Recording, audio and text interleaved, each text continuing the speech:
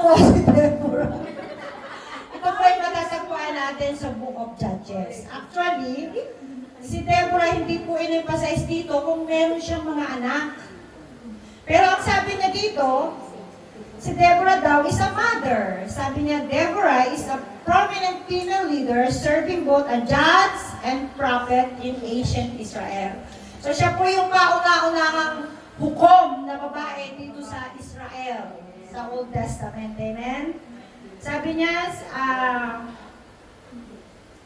ano daw ba ang ibig sabihin ng mothers? At saan ba nagsimula ang Mother's Day? Alam ba natin ito? Ang Mother's Day po, ito ay officially observed in 1907. At ito po ay nagsimula sa Philadelphia. At ang nagpasimula po nito ay si Anna Jarvis. Si Anna Jarvis po ay Christian siya. Tsaka yung nanay niya. At in-honor niyo po yung kanyang mother, kaya nung 1908, doon po idiniklara official yung Mother's Day sa Philadelphia. At na-adapt natin yon, di ba? Lumawak ng lumawak parang salita ng Panginoon, di ba? Nagsimula dito sa Israel, amen? At lumawak ng lumawak ang salita ng Diyos. Kaya napakabuti po ng Panginoon. Kasi noong mga nakakaraang taon, tayo ay napag-aralan na natin yung ating binasa kanina, di ba? Sa Proverbs 31, di ba? Yung mabuting babae. Ang magandang, ayun nga dapat ang isi-share ko. Di ba? Yung pagiging isang mabuting ina, at the same time is pagiging isang mabuting asawa. Dalawa yun eh. Pero napakahaba ng kanyang verse. At maraming mga magagaling na nanay na nasulat dito sa Biblia. Di ba? Mga great mother. Si Leah, si Rebecca, si Anna, di ba? Si Eunice, di ba? Marami po mga nanay ang nasulat sa Biblia. Kaya lang, na-encourage ako dito kay Deborah. Actually, nakagawa na ako ng aking preaching kasi nag-aaral akong gumawa ng PowerPoint. Pero, naglaro po sa akin yung si Deborah. Si Deborah po, siya po ay matatagpuan natin sa Judges chapter 4. Kung sino nakapagbasa na ng Book of Judges. Dito po sa Book of Judges, bakit po tinagurian siyang Great Mother of Israel? Si Deborah po, siya ay tinawag ng Panginoon. Amen? Sabi niya dito, she is charismatic military leader, not juridical figures. Hindi po siya juridical. Siya ay military. Ano ibig sabihin ng military? Panlaban. Para lamang si Keren nakikipaglaban doon sa Hebron, di ba? Para lang yung mga anak namin na military. Ang ibig sabihin ng juridical ay yung nagtutok-tok, humahatol. Amen? Judge. Kasi nga, ano siya? Hukom. Tagalog. So, siya po ay naka-assign outside. Doon po siya naka-assign sa field. Amen? Siya po ay napakatapang na babae. And I pray na ma-receive natin yung characteristic ni Deborah. Sabi niya, she is a wife, prophetess, and judge. Deborah is model her dedication to service. Amen? Ang ibig daw sabihin ng mother, expect ko lang yung mother, kagaya ng sinabi na Ate Mabel kanina. Mother is a woman in authority. Hallelujah! At ginamit yun ni Deborah. Yung ibig sabihin ng mother, woman in authority. Tayo pala mga nanay, meron tayong authority. Amen? Ano pa raw sabi niya? Superior or religious community of women. Amen? Yun daw ang ibig sabihin ng nanay. Yung kagaya ng sinabi ng Ate Mabel kanina, yung lahat ng sinabi nilang ibig sabihin ng mother. So, nasa atin ba yun? Yung mga katangian na yun, ay diniklara nila kanina. Amen. Amen. Amen. Hallelujah. So, at dito po, sabi po dito, noong time na yun po, ay nagkaroon po ng, nasako po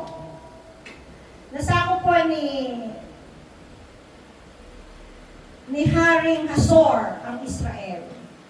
Imagine mo, ikaw tawagin ka, ikaw, Lenny, halika, isesend kita doon sa Hebron para tapusin mo yung mga kaaway. Amen. Ang kanina habang nagme-meditate po ako, nabibless ako doon sa ini-input ng Holy Spirit sa aking mind patungkol po dito sa preaching natin. And I pray na i-remind sa akin ng Holy Spirit.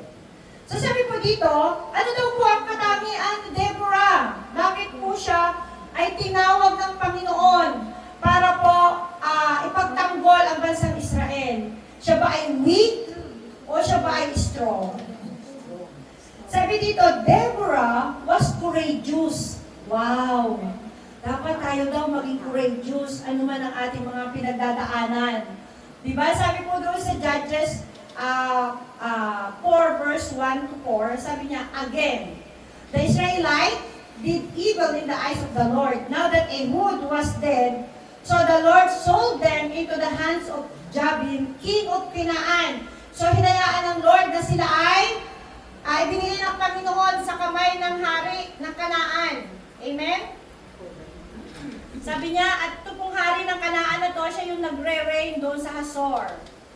Si Sisera, the commander of his army, was based in Harosheth, Hagoyim, because he had 900 chariots, pitted with iron, and had cruelly oppressed the Israelites for 20 years. They cried the Lord for help 20 years po. Alo? Alo? Alo? Ha? Alo? Alo? Alo? Maglabas.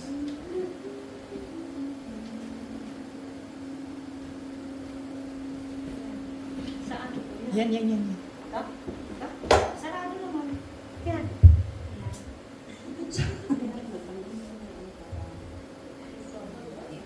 So sabi po dito, 20 years daw pong inoppress ang mga Israelite.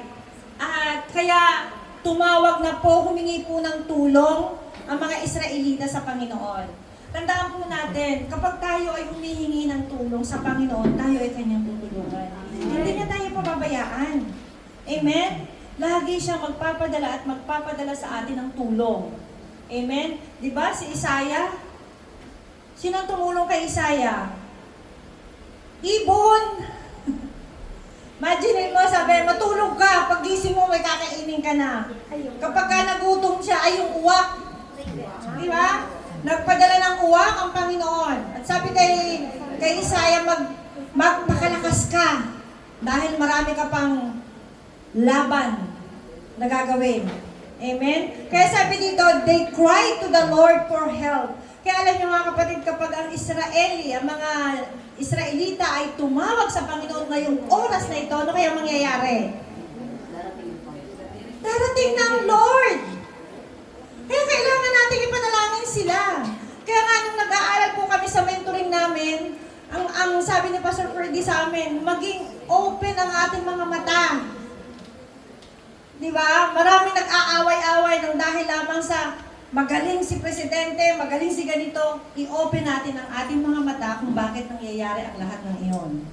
Amen? Bakit? Dahil malapit na po mga kapatid. Malapit na dumating ang Panginoon. Baka tayo, pawirdi-wirdi ng paglilingkod sa Lord. Pagdating ng Lord, hindi tayo makasama. Baka ma-left behind tayo. Baka akala natin, porque tinanggap natin ang Panginoon, kasama tayong mararapture. Amen? Kaya maging aware po tayo. Maging bukas ang ating mga mata. Kaya nga tayo merong mga Bible study, meron tayong mga gawain na ganito para maimulat ang ating mata sa katotohanan at makapag-ready tayo. Amen? Tandaan natin, hindi tayo dapat mahuli kasi yung ginagawa natin ay pagre-ready sa pagdating ng Panginoon. Baka mamaya yun pang mga hindi kumikilala sa Panginoon ang siyang nakasama ng Panginoon dahil tumanggap tao sa puso ang pagtanggap sa Kanya, kagaya noong katabi ni Jesus na ipinako sa krus. Amen? So kaya kapag ka po sila'y tumawag na, they cried to the Lord for help, darating ang tulong ng Panginoon. Amen? So makikita po natin dito, Di ba? Nakapagka tumawag po, sabi niya, pinangunahan po ni Deborah sa doon sa mahirap na sitwasyon, pinangunahan po ni Deborah ang bansang Israel. Siguro ano siya, IDF siya, di ba? No? IDF siguro siya. Ewan natin kung ano ang kanyang, magab ba siya? Di ba? Gulani ba siya? Ano kaya siya noon? Baka Gulani siya kasi ang mga Gulani ay panglaban sa gera. Amen? At makikita po natin dito na nag-step forward si Deborah, di ba? Nandun po yung pagiging brave at obedience niya sa Panginoon. Amen? Sabi niya nga po dito na si Deborah po, nilid po ang Israelite in times of challenging oppression. Di ba? Nilid niya. So tayo kaya, kagaya din ni Deborah, courageous ba tayo? O baka naman pagka mayroong tumawag sa atin, tumingi ng tulong, sis, pareho lang tayo, dapat pag may humihingi sa atin ng tulong, dapat matikas tayong sumagot. Alam mo sis, pinagdaanan ko na yan, pero look at me. Nakatayo pa rin ako ngayon. Salamat dyan sa pagsubok na yan, dahil kung hindi dyan dahil sa pagsubok na yan, wala ako ngayon. Amen? Bakit inaalab ng Panginoon ang mga ganitong klaseng pagsubok?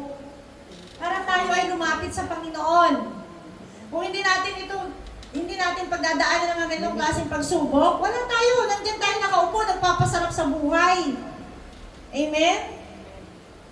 Kaya wag nating palaging, lagi nating tatandaan na lahat ng nangyayari sa atin ay mayroong plano ang Panginoon. So, be courageous. At yun din po ang encouragement ko. Be courageous.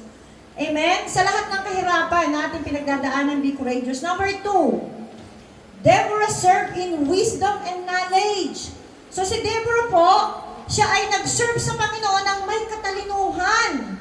Wisdom and knowledge. Hindi lamang puro knowledge. Meron din po siyang wisdom na nagmumula sa Panginoon. Hindi po siya basta-basta na lang nagdidesisyon. Halika na, suburin na natin. Hindi po siya basta-basta nagdidesisyon. Kapag tayo ay merong wisdom, di ba, mapapatama ang ating daan. Huwag naman yung puro knowledge lamang dahil tayo ay mapapariwara kapag ka puro kaalaman. Yung sariling kaalaman. Amen?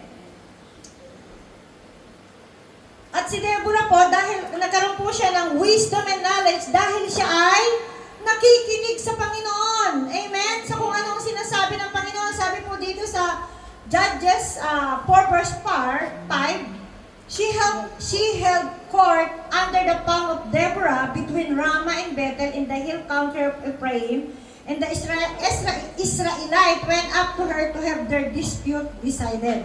Alam niyo anong ginagawa ni Deborah? Nakaupo siya sa ilalim ng puno.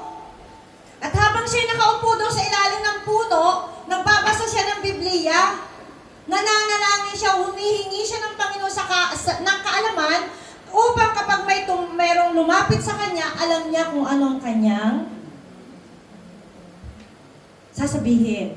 Di ba? Kung hindi ka nagbabasa ng Bible, pagkatapos may problema, tatawagan mo. Pagkatapos sabi, oo nga sis, alam mo ba sis, alam mo si ganyan talaga. Napaka-chismosa talaga niyan. Hindi tama yun. Amen? Kailangan, sabi doon, kapag ka ikaw ay magbibigay ng advice, ay godly advice. Kukuha tayo sa Bible. Amen? Kaya sabi doon, Deborah served in wisdom and knowledge. Ganon din po tayo, mag-serve tayo sa Panginoon ng merong wisdom and knowledge. Para kung merong lumapit sa atin, alam natin kung anong sasabihin natin. Hindi yung kaalaman lang natin, alam mo, ang sabi ng mga matatanda, ganito, ganyan. Hindi sabi ng matatanda ang dapat nating i-advise. Ang dapat nating i-advise, alam mo, ito ang sinasabi sa Biblia. Amen? Dapat tayo ay biblical. Hindi yung alam mo, ang sinasabi ng mga matatanda, kapag ka hindi ka raw, ano yun, pag-iihi ka doon sa tabi-tabi po. Hindi ganon, di ba? Dapat meron tayong wisdom. Bilisan natin dahil meron pa tayong second part. Number 3. Sabi niya dito, sa number 3, ano daw ang characteristic ni Deborah? Sabi niya, Deborah? Wow! Si Deborah pala ay great leader. Bakit natin masasabing si Deborah ay great leader? Sabi niya sa Judges 4 verse 6 to 7, she sent for Barak son of Abinoam from Kadesh in Naphtali and said to him, the Lord, the God of Israel, command you, go, take with you 10,000 men of Naphtali and Zebulun, and lead them up to Mount Tabor. I will lead Sisera, the commander of Jabin's army, with his chariot and his troop to the Kishon River and give him into your hands. Anong ginawa niya, no? Bakit po siya ay great leader? Kasi pinangunahan niya. Diba? Pinuntahan niya si Barak. Si Barak ayaw sumunod. Sabi ni Barak, ayoko, natatakot ako. Anong sabi doon ni Deborah? The Lord God of Israel command you, go, take with you 10,000 men. Sinabi na nga 10,000 ang dalahin, ayaw ni Barak. Kaya ang sabi ni Deborah, pag ako pumunta, hindi mo yun, anong tawag doon? Ako ang matataas, hindi ikaw. Ako ang makikilala. Eh, babae ako ikaw nga ang lalaki, dapat ikaw. Amen?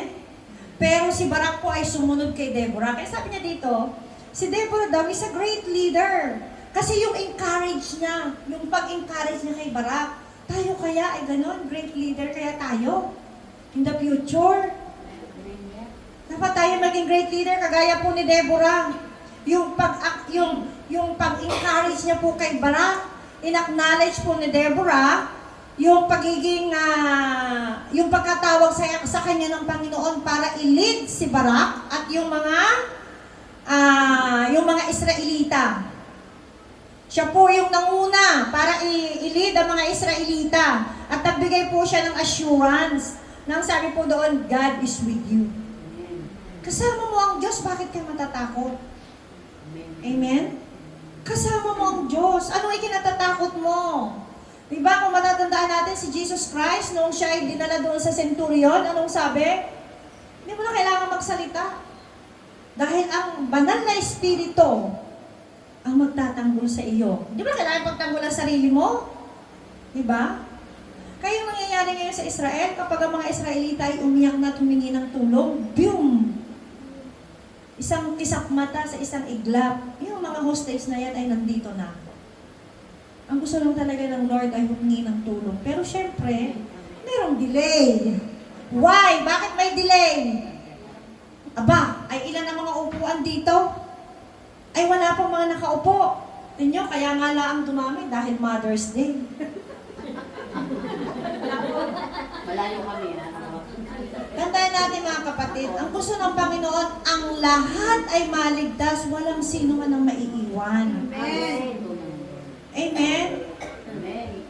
Pero ang sabi po sa kawikaan, ang hindi daw maliligtas ay yung ayaw lamang na maligtas. So, ang atin lamang mga trabaho, i-encourage sila, i-share ang salita ng Diyos, ang Lord na ang bahala na kumilos. Amen? Yun lang. At mga kapatid, hindi po aksidente. Nandito kayo dahil ang Lord ay may katawagan sa inyo. Maging Deborah kayo. Ano bang ibig sabihin ng Deborah? Matapang. Matapang po siya. She is a mother of Israel. Amen? So number 4, ano pa po si Deborah? Characteristic ni Deborah, sabi niya, Deborah was influencer or motivator. Wow! Influencer pala si Deborah at motivator. Dapat maging ganun din tayo. Ma-influence natin yung mga unbeliever. Baka naman na-influence natin kasasayaw ng TikTok. Kung magti-TikTok tayo, samahan natin ang Word of God. Matutuwa si Lord sasabihin, dadamihan ko nga ang like nito, subscriber at saka mga like. Kasi salita ko ang kanyang ipinopromote. Pero pag mga sayaw lang sabi ng Lord, be, anak ko ito, anak ko ba ito? Ay, ba't ka sa worldly? Bakit nagsasasayaw ng worldly? Aray ko. Dapat pa magti-TikTok tayo, imbitahin natin palagi. Lagi nating tatandaan. Ang ganda ang Barak said to her, if you go with me, I will go. Para din yan ang word ng Lord, diba? Be still. Isali natin ang Lord sa pagtitiktok natin. Sayang yung tiktok natin. Siguro tinatanong nyo, ba't kaya wala naglalike sa akin? Ba't kaya wala nagsusubscribe sa akin? Pero kapag salita ng Diyos, maniwala kayo, nakikita ko doon sa reel, ang dami-daming naglalike at mga nag-video doon sa mga Word of God. Yun ay kilos ng banal na Espiritu. Why? Ina-acknowledge niya ang Panginoon sa kanyang ginagawa. Yan ang gusto ng Lord sa lahat ng ginagawa natin, acknowledge Him and He will direct Your path. Diba?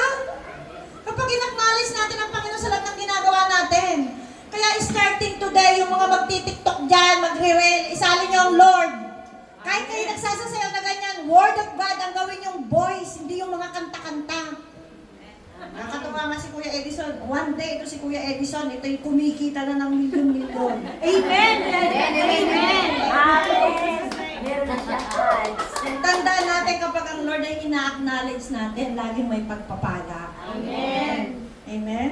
So sabi niya, great influence daw po at motivator si Deborah. Sabi niya dito, Barak said to her, if you go with me, I will go. But if you don't go with me, I won't go.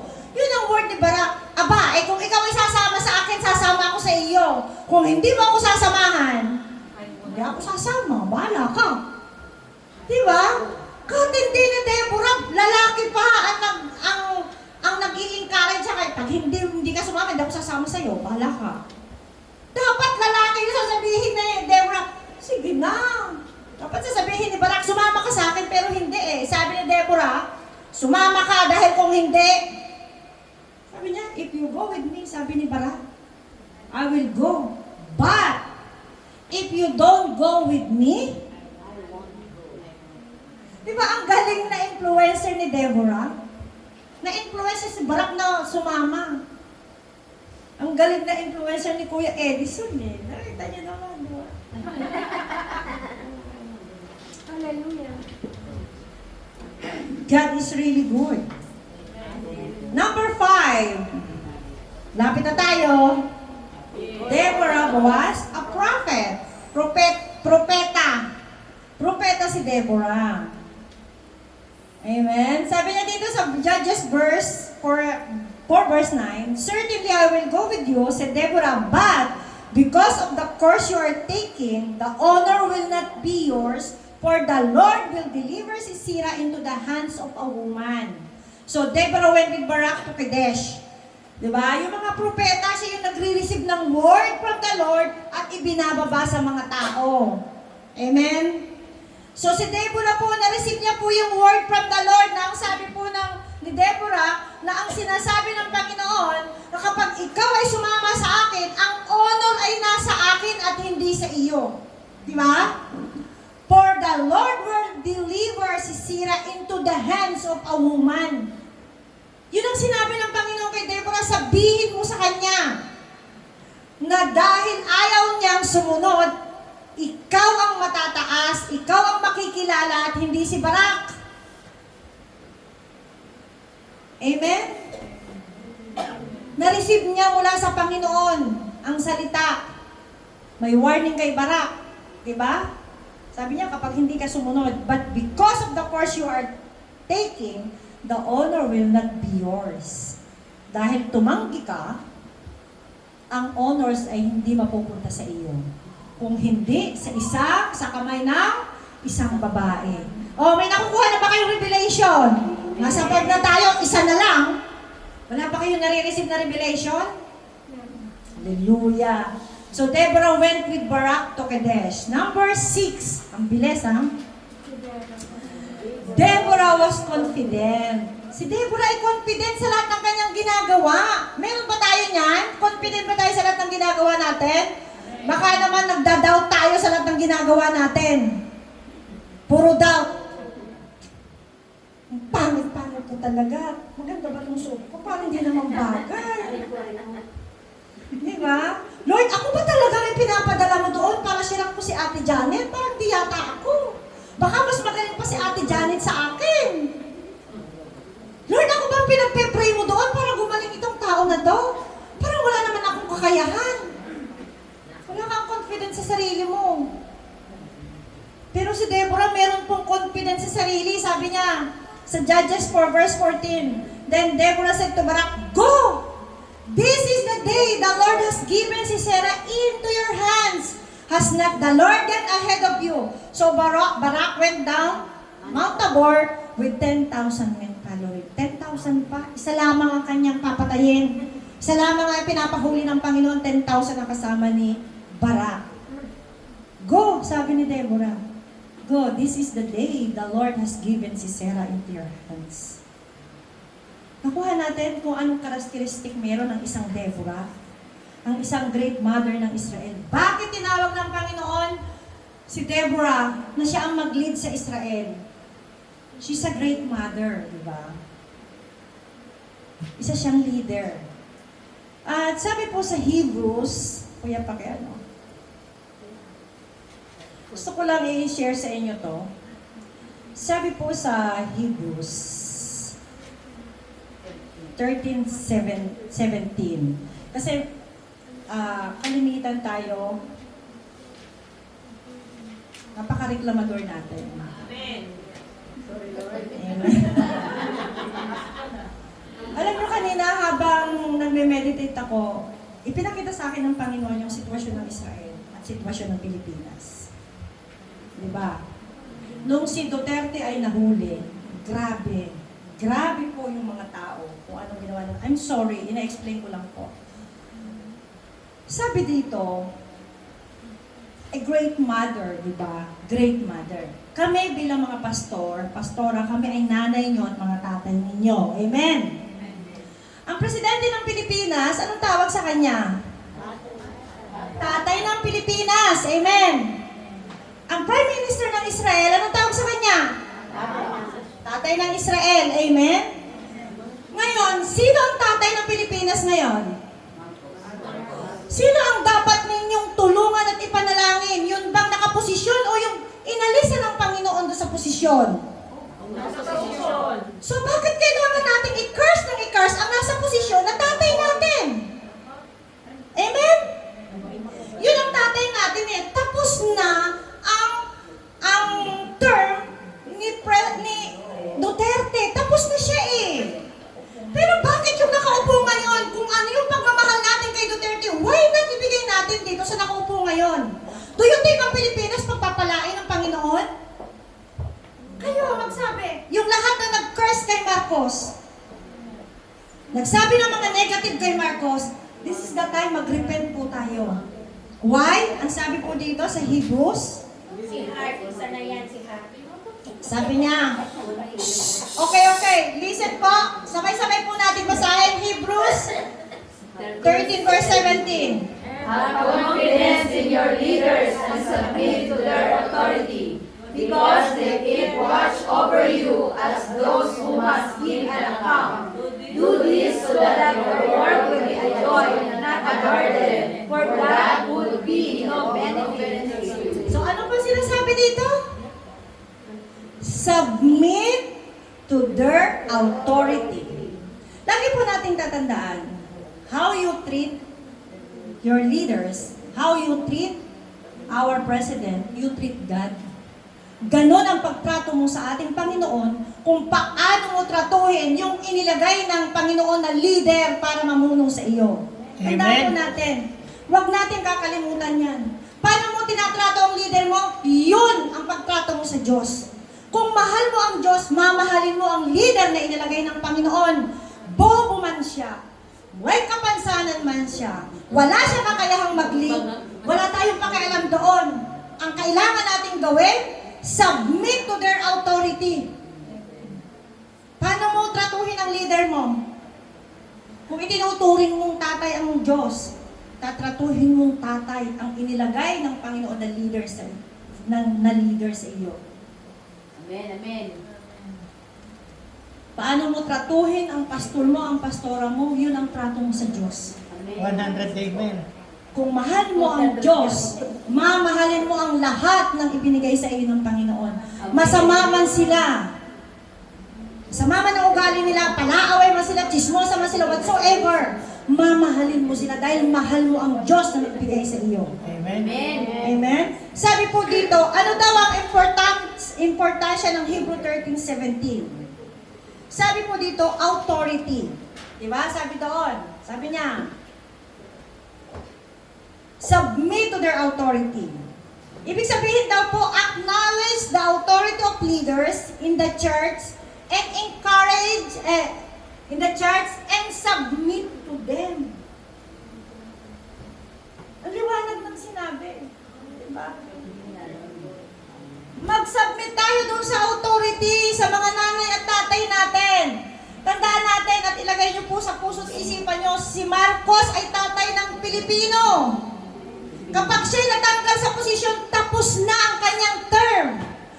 Bakit si Marcos ay nanalo in despite ng lahat ng kasamaan na ginawa ng kanyang pamilya? Kasi inallowed ng Lord na siya ang mamuno. Amen? Nakakalungkot dito man sa Israel. Ang dami mga Israeling galit kay Netanyahu. Remember, napakaraming pumalit kay Netanyahu, nagsipag-resign. Paulit-ulit si Netanyahu pa rin ang nauupo sa posisyon. May purpose ang Lord kung bakit nangyayari. So, anong dapat natin gawin sa mga tatay natin? Kailangan natin ipanalangin. Nakikita natin, ano ang nakikita natin sa presidente natin? Kahinaan niya. Ipanalangin natin ang kanyang kahinaan. Diba? Lagi sinasabi natin, wala siyang magawa, magaling pa si Duterte. Mga kapatid, wala na sa posisyon si Duterte. Inallowed na ng Panginoon na siya maalis na doon sa posisyon. Nagbigay ng bago ang Panginoon. Tayo bilang mga mananampalataya, huwag natin tingnan yung mga unbeliever. Kasi hindi nila alam ang salita ng Diyos. Hindi nila alam ang katotohanan. Tayo mga believer. Makikita ba tayo na kagaya ni Deborah? Encourager ba tayo? Motivator ba tayo? Influencer ba tayo? Eh baka sa atin pa unang-unang nakikita ang mga negative word na lumalabas sa atin against our president. Kung mahal mo yung tatay mo, wag na yung tatay mo. Dahil baka yung tatay mo ay basagulero o lasinggero o drug addict, wag na yun. Kung mahal mo ang Diyos, mamahalin mo ang leader na ibinigay sa iyo. Amen. Amen? Starting today, ipanalangin natin, mayor ng lugar mo, gaano man yung kasama. Ipanalangin mo yan. Barangay captain ng barangay nyo. Ipanalangin mo yan. Counselor. Amen? Huwag natin laging puro negative ang bibitawan natin dahil si Marcos ang nagre-reign. Remember mga kapatid. Bakit si Saul ay naluklok bilang hari? Dahil din sa mga Israelita. Bakit? Si Marcos ba siya lang ang bumoto sa sarili niya? How many ang bumoto kay Marcos? Ilan? 17 million ba yun? Ilan? 36. 31 million ang bumoto sa kanya. Pagkatapos lahat ng nangyayari, isisisi kay Marcos. Ang sisihin ng mga bumoto, walang wisdom. Ang daming bumoto sa kanya. Bakit natin sisisin? Si Marcos walang magawa. Ikaw, bumoto ka ba kay Marcos? Kung bumoto ka kay Marcos at nagsisisi ka, magsisi ka sa Panginoon, Lord, forgive me. Dahil bumoto ako, alam ko may kakayahan siya, kaya lang nakaligtaan ko siyang ipanalangin. Lord, starting today, siguro sa dami natin, kapag nag-umpisa tayong ipanalangin ng ating presidente, may pagbabagong mangyayari sa Pilipinas.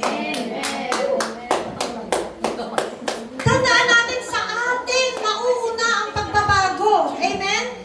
Sa atin magsisimula, hindi doon sa nakaposisyon. Tayong mga Kristiyano, magsisimula sa atin bilang isang Kristiyano, kagaya ni Deborah. Naging obedient siya. Naging courageous siya. Naging motivator, good influencer. Eh baka naman marami nagdadagdag diyan. Ha, si Duterte, oo nga, alam mo yung si Marcos yan ay ano, yan ay ganito, yan ganito. Abay, mali. Alam mo, ang dapat na lang kung nakakarinig tayo ng negative against our president, pag-pray na lang po natin. Alam nyo, sa isang pastor, gano'n ako nakita isang picture, hindi ko kasi nailagay, ngayon ko lang naisip. Ang isang pastor, meron ako nakita picture, nakatalikod siya, pero punong-puno siya ng saksak. Ang dami-daming knife sa kanyang likod, kutsilyo sa likod. Ganon din ang presidente eh. At ang presidente hindi isa lang, napakarami ng criticizer niya. Sariling pamilya, mga mamamayan,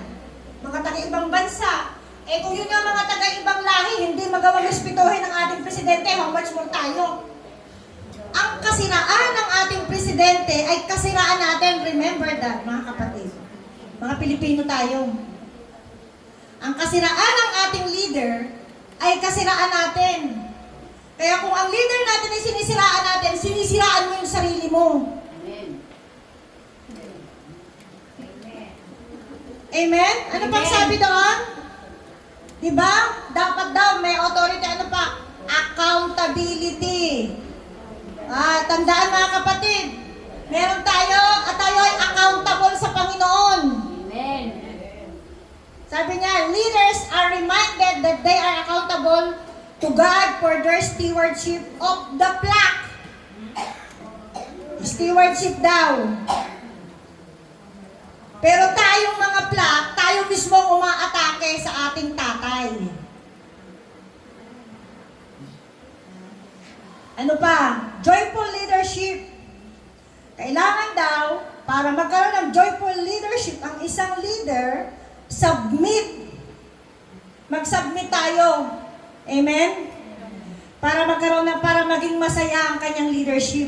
Kasi alam niyo, kapag ka puro criticize, akala niyo ba nakaka-concentrate? Ikaw na lang, isa kang leader.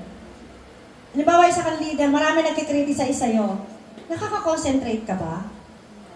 I don't think so. Kasi ang dami-dami mong iniisip. Alam niyo, napakarami po ng mga pastor na nagre-resign. Napag-usapan namin yun sa mentoring namin. Napakarami mga pastor na nagre-resign. Why? Bakit kaya? Ang dami, sabi ni Pastor Ferdy, ang daming nagpapakamatay na pastor. Why? Heavy burden. Kaya tayo bilang mga flocks, huwag na nating dagdagan ang burden ng pastor. Tulungan natin siya. Kagaya ni Moses. Si Moses ay merong hur. Kapag si Moses ay nabibigatan at yung kanyang kamay ay bumabagsak, merong hur na nag-aangat ng kanyang kamay. Amen? Huwag tayo makisali doon sa mga tao nagkikriticize doon sa mga leader natin.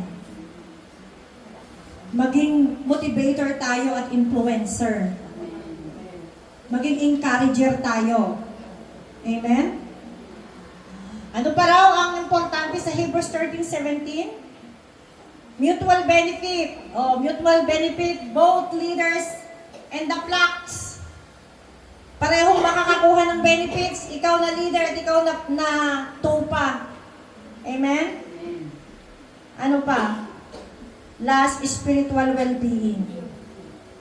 Sabi doon, leaders are tasked with watching over the soul of their followers. And this required respect and obedience from saan? The followers. Sa mga mamamayan. Kailangan daw, magkaroon daw ng spiritual well-being. At tayo mga Kristiyano. Amen. So I pray na sa paglabas natin ng pintuan na to, ay mayroong mababago sa atin. How we treat our leaders. How we treat our president. How we treat our vice president, senators, mayors, governors. And I pray na ang bawat isa sa atin maglaan ng isang oras, isang araw in a week, na ibattle natin sa prayer ang mga leaders natin. Amen. Dito lang po sa church, bilang isang pastor, ay hindi po madali. How much mo yung maging presidente? Ilan ang tao sa Pilipinas? Tapos ang dami pa mga criticizer, kaliwat kanan. So ang dami lang magagawa natin. Wala tayong magagawa kung hindi ang iluhod sa panalangin ng ating mga leaders. Amen. Amen. Mga tatay natin yun eh. O, sige, dito kuya, pakilagay mo nga kuya. Ephesians 6 verse 1 to 4. Tingnan nyo kung itinuturing nating tatay, ang mga leaders natin above us, kagaya ng presidente, siya ay tatay ng buong Pilipinas. Amen? At kayo ay mga anak, at ako ang nanay dito. Sabi dito, kapag ka daw, sabi niya, children, sabay-sabay. For this is right. Honor your father and mother, which is the first commandment with the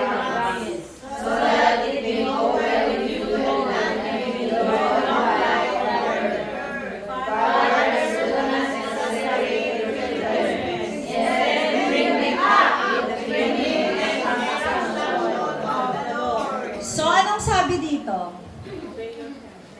Bilang mga anak, ano daw ang dapat natin gawin? Obey. Obey. Sabi niya, your parents. Bakit daw? Ano pa? Sabi niya, honor your father and mother. Bakit? Kasi yung unang commandment ng Panginoon na may kasamang pangako. May pangako pala pag sumunod tayo eh. Kung ang ating presidente, ang mga leaders natin ay tinuturing natin na magulang at tayo'y sumunod sa kanila, meron palang pangako tayong makukuha. At hindi yung mga leaders ang magbibigay sa atin, kundi ang Panginoon ang magbibigay ng pagpapala sa atin. Pagiging obedience natin. Amen? Sabi niya, so that it may go well with you and that you may enjoy long life on the earth. Magkakaroon na tayo ng mahabang buhay. Mai-enjoy natin ang buhay natin. Kapag ka daw tayo ay nag-obey at in-honor natin ang ating tatay, ang ating nanay, o ang mga leaders natin. Hindi lamang ito para sa mga magulang, sa mga leaders din natin na nag-aalaga sa atin. Amen? Hindi dapat makita sa atin yung mga negative na kagaya ng ginagawa ng mga nasa mundo. Di ba? Kasi binago na tayo ng Panginoon, bakit makikigaya pa tayo sa kanila? Alam niyo, one time ay meron pong nagrarally, yung mga nanay ay nagrarally po dito para mabigyan din sila ng ID. At sumasali ako, of course. Kahit na meron akong ID, sumasali ako bilang pakikisama sa kanila. At one time po ay kinunugig ako ng Panginoon. Kaya since that, hindi na po ako sumama sa mga rally. At sinabihan ko yung ibang mga nanay na mga Kristiyano na huwag tayong makisali sa kanila kasi kinakalaban natin ang gobyerno. Kinakalaban natin yung gobyerno dito sa Israel. Doon tayo sa Panginoon makipag-rally. Amen?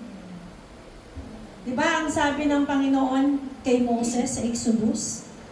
Noong ang mga tao ay sobrang murmuring, ano sabi ng Panginoon? Moses, hindi ikaw ang kinakalaban nila, kundi ako. Yun ang sabi ng Panginoon sa Exodus. Kaya yung lahat ng mga kinakalaban natin, mga leader, hindi silang kinakalaban natin. Born again man sila, Christian man sila, leader sila na inallow ng Panginoon na maupo sa posisyon na yan. Ang dapat natin gawin bilang isang Kristiyano at kung i-declare mo sa sarili mo na ikaw ay Kristiyano, ipanalangin mo siya. Spend time sa pananalangin para sa Kanya. Kahit man lang sa isang linggo. Isang linggo, isang araw mo ipanalangin ang ating Pilipinas. Ang mga leaders. Hindi natin sa Panginoon, Lord, magkaisa. Ang presidente, vice president, ang mga senador, mga kongres, ang mga mayor, vice mayor, governor, vice governor, hanggang sa pinakamababang posisyon, Lord, pagkaisahin mo sila sa iisang pag-ibig, sa iisang kahdikain. Magkaroon sila ng pagmamahal sa bayan, sa mga tao. Tulungan mo sila, Panginoon, sa lahat ng kanilang mga kahinaan. Amen? Hindi yung maririnig pa sa atin puro negative. Mga kapatid, yung wala na sa posisyon, inalis na yun ng Lord doon para mabigyan yung iba ng opportunity. Amen? Kaya kung meron mga magrarally, please, huwag na kayong makisali dyan. Huwag na kayong makisali sa rally-rally. Hindi tayo yan. Dapat tayo nananalangin para sa kanila, Lord, open their eyes. Open the eyes of their heart, Lord. Mga Kristiyano tayo, huwag tayo makisali sa mga ganyan. Si Deborah hindi naging ganyan. Amen. Napakahusay ni Deborah, kaya nga siya Deborah dahil siya'y matapang. Ano ang karakteristik ni Deborah? Ano nga ulit ang mga karakteristik ni Deborah? Courageous. She was courageous. She served with wisdom and knowledge. Ano pa? She is a great leader, influencer or motivator. Prophet. She have confidence. Amen. So meron ba tayong natutunan ngayong gabi? Amen. Baka wala kayong natutunan, ulitin ko. Amen.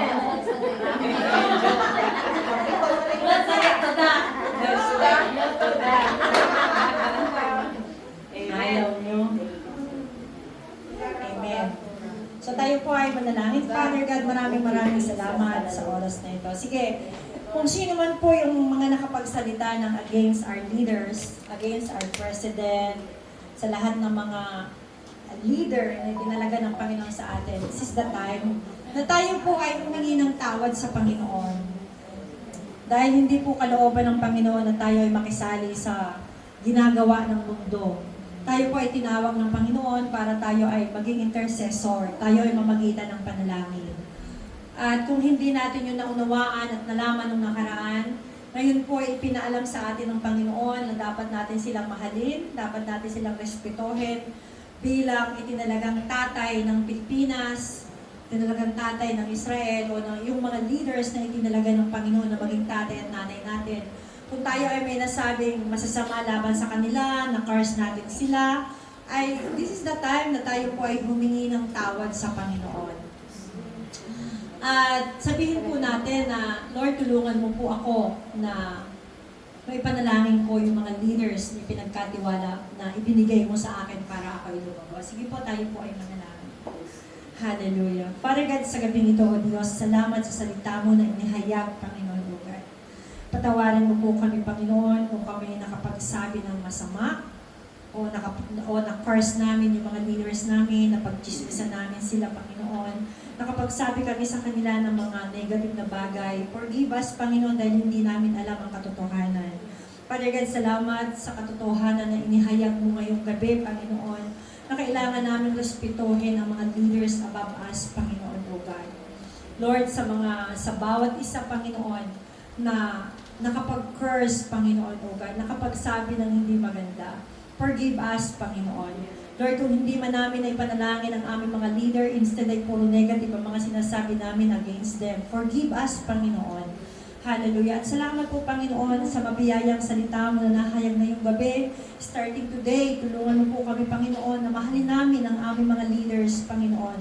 Dahil hindi po madali ang maging isang leader, hindi po madali ang manguna, Panginoon, O God. Hallelujah. Lalo na po ang presidente namin, Panginoon, hindi mo po siya ilalagay sa posisyon bilang presidente kung hindi mo nakikita na siya ikarapat dapat sa posisyon na iyon, Panginoon, O God. Kaya Lord, humihingi po kami ng tulong sa inyo, Panginoong Hesus. Tulungan mo po ang aming presidente, Panginoon, sa kanyang mga kahinaan, Panginoon, O God. Tulungan mo siya, palakasin mo siya, Panginoon.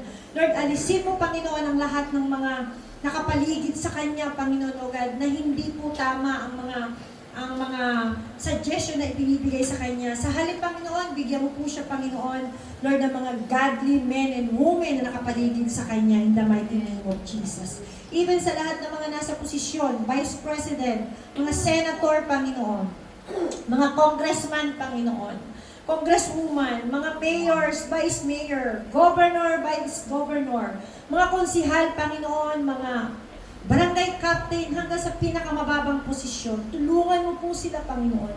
Pagkaisahin mo sila, Panginoon, sa iisang pagmamahal, Panginoon, sa iisang adhikain, Panginoon, O God. Lord, lagyan mo ng pagmamahal ang kanilang mga puso, pagmamahal sa tao, Panginoon, pagmamahal sa bayan, Panginoon. Lord, tulungan mo po sila, Panginoon. Gabayan mo po sila, Panginoon. Kahabagan mo, O Diyos, ang aming bayang Pilipinas. Nakikita mo po ang nangyayari sa aming bansa. Patawarin mo kami dahil kami mismo ang nagka-curse sa aming bayan, Panginoon. Kami mismo, Panginoon, Lord, ang sumusumpa sa aming bansa, Panginoon. Forgive us, Panginoon, in behalf of Filipino people, Father God. Lord, nandito po ako sa inyong harapan. Hinihingi ko po sila ng tawad sa lahat ng mga nasabi nila against sa mga leaders, Panginoon, O God, na itinalaga mo sa Pilipinas, Panginoon. Tulungan mo kami bilang mga Kristiyano, Panginoon, O God. Tulungan mo po kami na kami ay mamagitan ng panalangin, Panginoon. Dahil sabi mo nga po, Father God, na kung susundin namin ang aming mga magulang, kami iyong pagpapalain, Panginoon, O God. At kami mamumuhay, Panginoon, Lord, ng matiwasay, Panginoon. Kaya Lord, tulungan mo po kami, Panginoon. Tulungan mo po kami, Banal na Espiritu.